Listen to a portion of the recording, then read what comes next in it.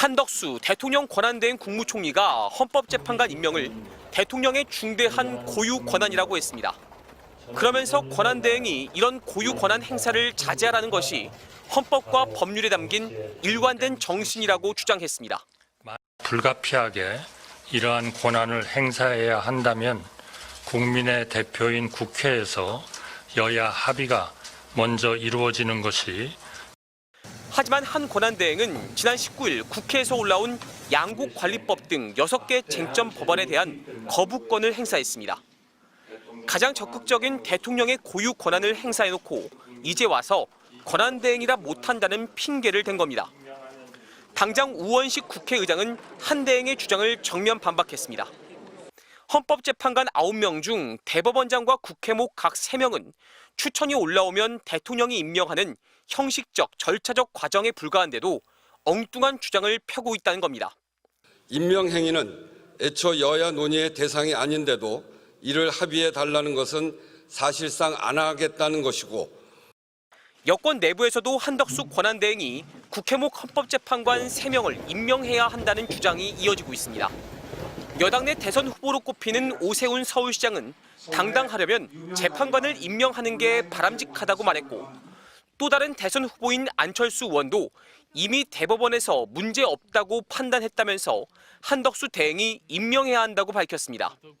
대권 주자인 유승민 전 의원도 국회 추천 재판관 임명을 당연히 해야 한다며 대통령다운 결정을 해야 한다고 촉구했습니다. MBC 뉴스 이문현입니다. 대통령 권한대행인 한덕수 국무총리가 헌법재판관 임명 불가를 선언한 직후 오후 1시 57분 더불어민주당이 한 총리 탄핵 소추안을 발의했습니다. 권한대행을 수행할 자격도 헌법을 수호할 의지도 없음이 분명해졌습니다. 탄핵 소추안은 접수 뒤 열리는 첫 본회의에 보고되기 때문에 곧이어 2시로 예정된 본회의에 보고됐고 24시간 뒤 표결이 가능해졌습니다. 한 총리에게 시간을 준다던 결정을 뒤집고 일정을 24시간씩 앞당긴 겁니다. 탄핵 사유에는 권한대행 이전과 이후의 일들이 담겼습니다. 윤석열 대통령의 거부권 행사를 조장하고 12.3 비상계엄 선포를 도왔으며 한동훈 전 대표와의 공동 국정 운영을 인정하는 기자회견을 했다고 지적했습니다.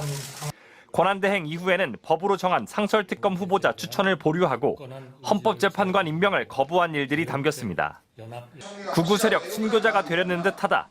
대한민국을 혼란의 구렁텅이로 밀어넣었다. 내란 속에 윤석열의 꼭두각시라며 한 총리를 겨냥한 맹공도 이어졌습니다. 한덕수 총리는 즉각 물러나십시오. 아니면 파묘하듯 당신을 대한민국 국정에서 파내겠습니다. 반면 국민의힘은 담화문 잉크가 마르기도 전에 나온 졸속, 보복, 권력 찬탈 탄핵이라고 야권을 비난했습니다. 조기 대선 전국을 만들어 이재명 대표의 사법 리스크를 덮겠다는 수작을 국민들이 응징할 것이라고도 주장했습니다. 국정을 마비시키고 초토화시키는 민주당이야말로 내란 정치를 일삼고 있는 것입니다. 대통령 탄핵 소추는 200명, 국무총리는 151명의 동의가 필요한데 과연 대통령 권한대행인 한 총리에겐 몇 명의 동의가 필요할지 우원식 국회의장이 1차 판단을 내릴 것으로 전망됩니다. MBC 뉴스 정상빈입니다. 김용현 전 장관 측 주장의 핵심은 결국 자신은 개헌법에 나온 절차대로 한덕수 총리를 거쳐 대통령에게 건의했다는 겁니다. 반면 한덕수 총리는 당시 그런 말을 들은 적 없다고 줄곧 부인하고 있습니다. 국방장관이 국무회의석상에서 개헌 필요성 정식으로 건의했습니까? 없었습니다. 또 정식 국무회의라고 하기도 어렵다고 말하기도 했습니다.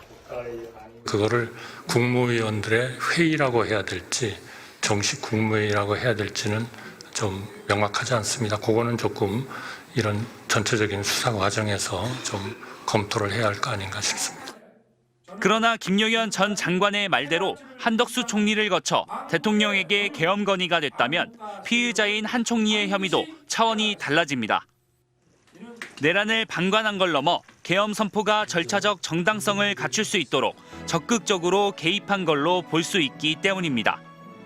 비상계엄 계획을 미리 보고받고 대통령의 비상계엄 선포의 절차적 요건을 맞춰주기 위해서 국무회의를 열었다고 볼 수 있게 된다면 방조를 넘어서 내란 모의에 적극적으로 참여한 중요 임무 종사자로 혐의가 인정될 가능성이 있습니다.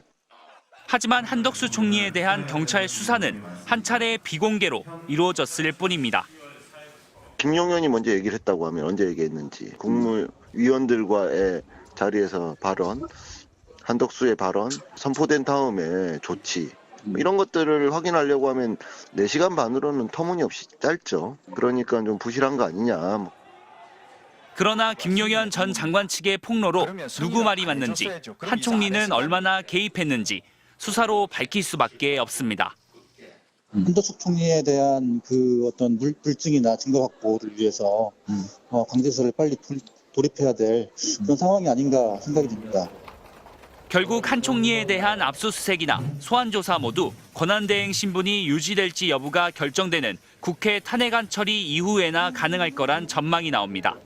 MBC 뉴스 고병찬입니다.